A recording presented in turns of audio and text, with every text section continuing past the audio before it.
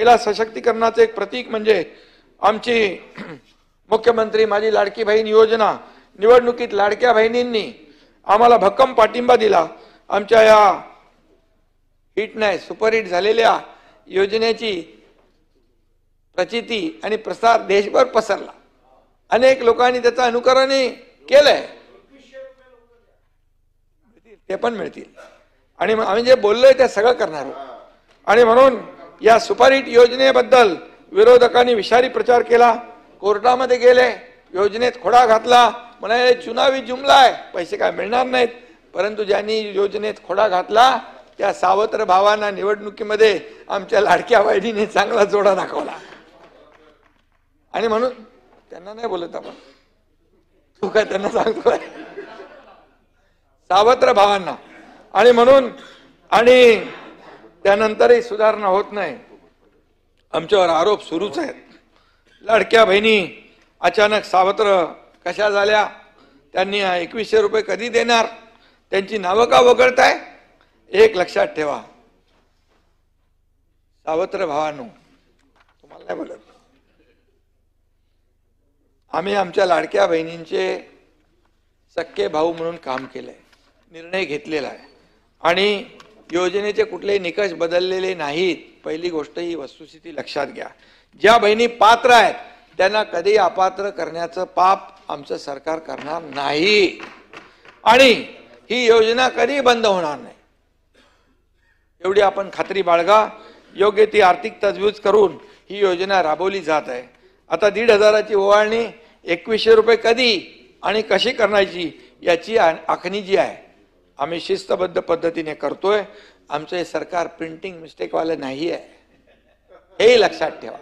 आम्ही जे बोललो ते बोललो, आता आर्थिक तजवीज जी आहे, तरतूद जी आहे, काटकसर करून जे काही करायचं आहे ते नक्की करू आणि या ठिकाणी याची देखील एक तजवीज करायला लागेल। आणि शेवटी आपल्या सगळ्या योजना सुरू ठेवायच्या आहेत, विकास प्रकल्प सुरू ठेवायचे आहेत, कमिटेड जो खर्च आहे तो आपल्याला द्यायचा आहे। हे सगळं जे करत असताना जे आम्ही बोललेलो आहे ते देखील आमच्या योजनेमध्ये आहे आणि नक्की त्याचं देखील काम चालू आहे। आणि त्यामुळे फेक नरेटिव्ह पसरवून काही केलं तरी सुद्धा आता लोकांना, कारण लोकांना आम्ही डायरेक्ट खात्यामध्ये पैसे दिले, डीबीटी। सचिनजी, आम्ही तुम्ही म्हणत होता मिळणार नाही, आम्ही पैसे धडाधड टाकले खात्यामध्ये। निवडणुकीमध्ये आचारसंहितेमध्ये पण तुम्ही त्याच्यामध्ये बाऊ कराल, ही योजना बंद केली, निवडणूक आयोगाने केली असती समजा 1 महिना, परंतु तुम्ही म्हणाले असते ही योजना बंद झाली म्हणून आम्हाला माहित होतं, म्हणून पुढच्या महिन्याचे पैसे पण आचारसंहितेचे आम्ही दिले। त्याला देखील मनाचा मोठेपणा लागतो भाई, काय त्याला द्यायचं दानत लागते, देना बँक पाहिजे, लेना बँक नाही, असं काय करताय? आणि गेल्या काही दिवसापासून बिनबुडाच्या आरोपाला मला बोलू द्या, आरोपांचा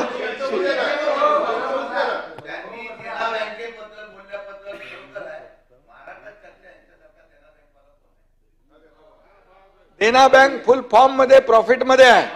देना बँक नाही, देना बँक जी आहे आता देना बँकेचा तुम्ही जर टर्नओव्हर बघितला, कारण त्यांना द्यायची दानत आहे, खरोखरची देना बँक बोलतोय मी, त्यामुळे तेही आपण तपासून बघा। गेल्या काही दिवसापासून बिनबुडाच्या आरोपांचा सुळसुळाट झालाय आणि रोज बदनाम करायचं, काय सारे संबंध नाही, कुणाशी कसलाही संबंध नाही, लागेबांधे नाही, काही कनेक्शन नाही, तरी चाललंय आपलं रोज। काल परवा अमृत योजनेबद्दल बोलताना विरोधी पक्षनेत्यांनी माझं नाव घेतलं।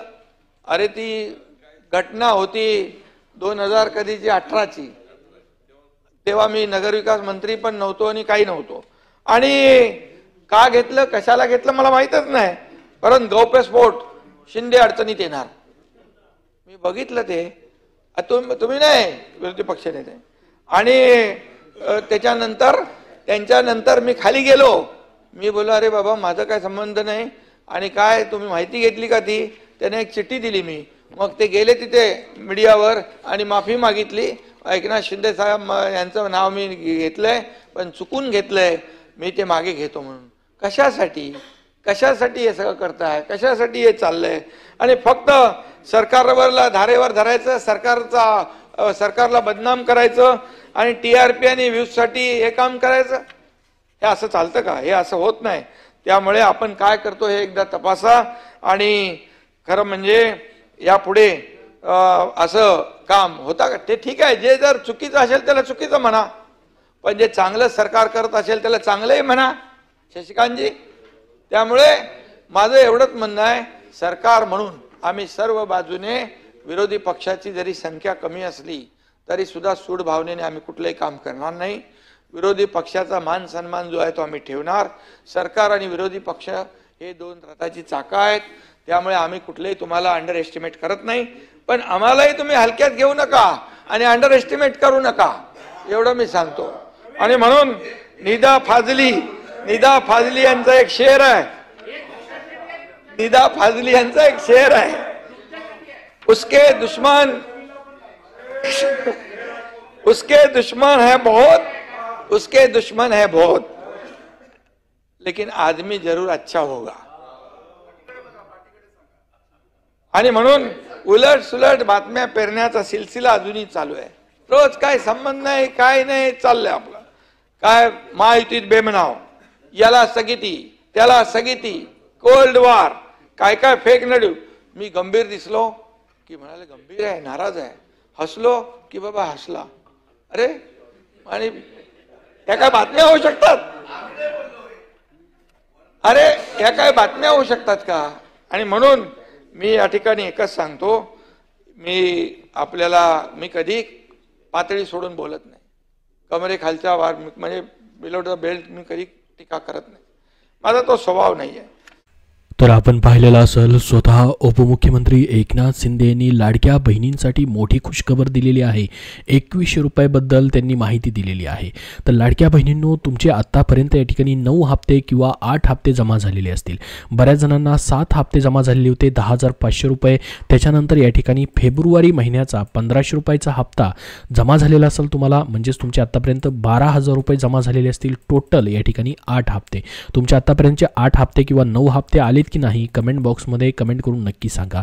आले असतील पैसे तर धन्यवाद म्हणून नक्की पाठवा, आलेले नसतील तर नाही म्हणून पाठवा आणि तुमचा जिल्हाही पुढे पाठवा, जेणेकरून सर्वांना माहिती समजेल. तर बघा, आता स्वतः उपमुख्यमंत्र्यांनी जी अपडेट दिलेली आहे, व्हिडिओच्या सुरुवातीला आपण लाईव्हमध्ये ते देखील पाहिलेले असेल.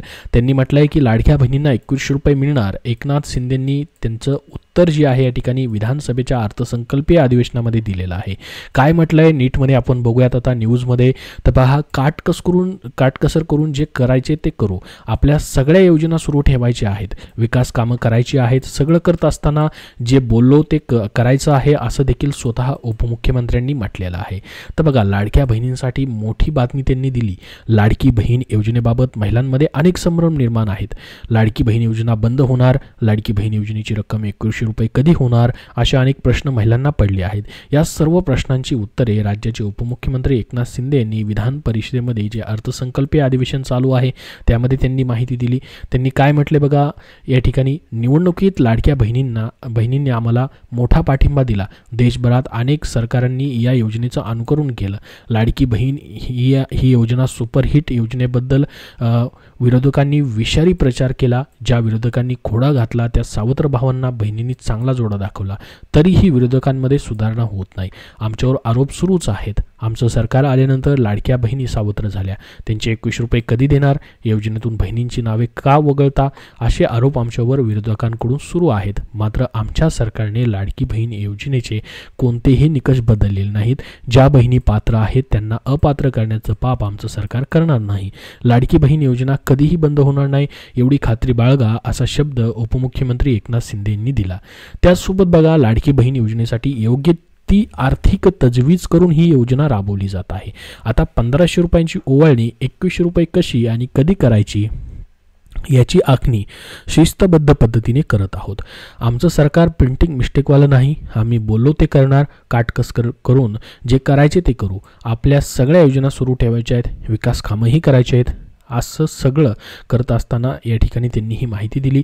म्हणजेच पहा, लाडकी बहीण योजनेच्या 2100 रुपयाबद्दल अजून पण निर्णय झालेला नाही, मात्र त्याबद्दलची शिस्तबद्ध आखणी आम्ही करत आहोत. लवकरच त्याबद्दलचा निर्णय होऊ शकतो.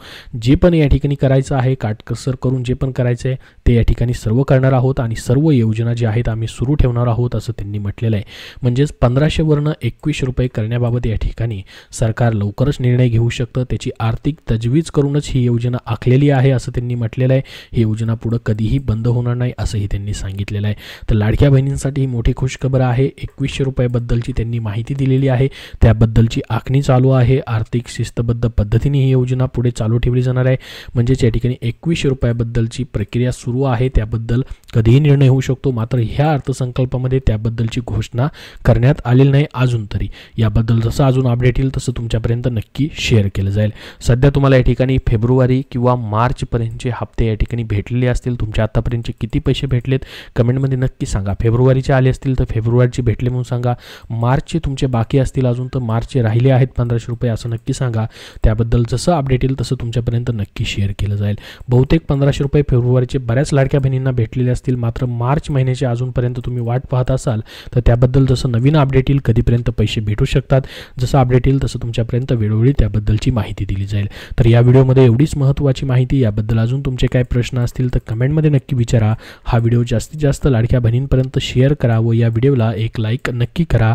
धन्यवाद.